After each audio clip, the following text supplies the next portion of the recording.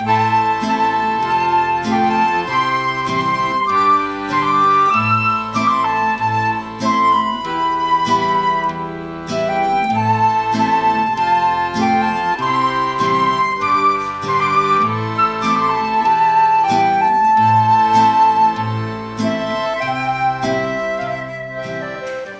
mesdames et messieurs, maintenant je vais vous présenter Ferrol comme destination touristique.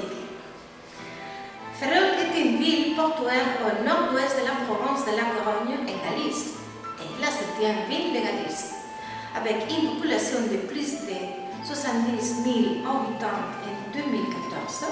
C'est le chef-lieu de la commune de Ferrol-Terre, qui ressemble les centres-villes et les villes satellites. Au total, il y a une population de plus de 200 000 personnes. Son infrastructure navale est une des zones les plus industrialisées de Galice. Ferrol est une ville maritime face à l'océan Atlantique, construite par et pour la mer. Ici, on a la pêche, les chantiers navals et la défense du territoire. La ria du Ferrol est l'embouchure de la rivière du fleuve Chauvière, entre les cas Priorino et Stegagno, et elle est protégée du vent par les montagnes de Montefallo et la Gragna. L'estuaire du Ferrol et celle de la Corogne, Betanzos et Ares, forment le golfe Artaro, déjà connu par les géographes gréco-romains. Cette situation privilégiée fait que Ferrol jouit dans un climat océanique, avec des températures douces toute l'année et des pluies modérées. Un peu d'histoire maintenant. Environ l'an 1500 avant Jésus-Christ, il y avait un intense contact maritime parmi les habitants des côtes de Galice, Hollande, nord-ouest de France et Bretagne.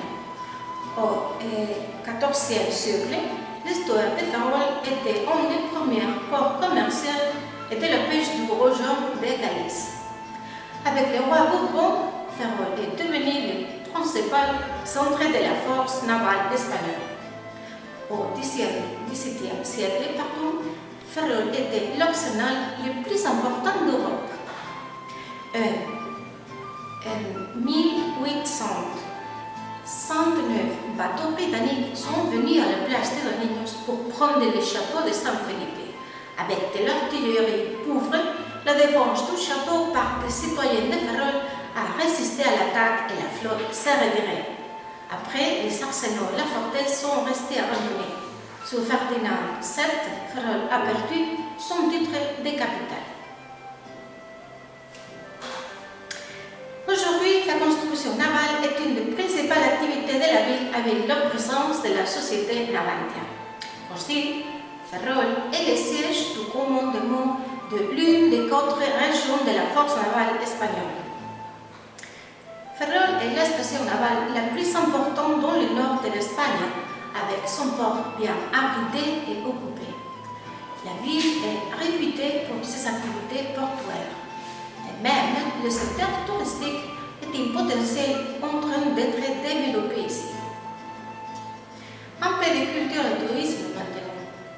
La ville de Ferrol offre beaucoup de contrastes.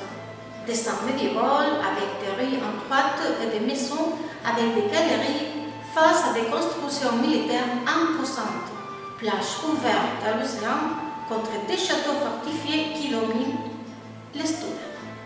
Quelques activités touristiques qu'on peut faire à Ferrol sont la Semaine Sainte, qui est fête d'entrée touristique internationale depuis 2014, la route de la construction navale et les musées exposants, la route touristique de l'Art Nouveau de l'architecte Ucha, les plages et la côte de Ferrol, le chemin anglais du pèlerinage de Saint-Jean-de-Compostelle qui part de Ferrol, le chemin de Saint-Andrés de Teixido ou les pantines classiques, l'un des concours de surf les plus importants.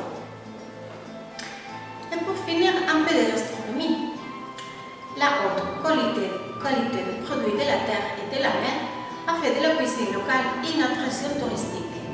Il ne faut pas oublier les nombreuses fêtes gastronomiques dans toute la région. Quelques spécialités de Ferrol-Terre sont les pulpes de Mugardos, les pousse-pieds de Cedeira, les piments du Couto, les fonds de Nové de Monfero, les pommes de terre bravas du restaurant Cavazo, les pommes artisanales de Neda, le fromage de tetilla avec la pâte de pois, les gâteaux appelés picadero et les riz au lait, les desserts les plus populaires. C'est tout. J'espère que vous avez aimé Ferrol comme destination touristique. Et à bientôt, mesdames et messieurs.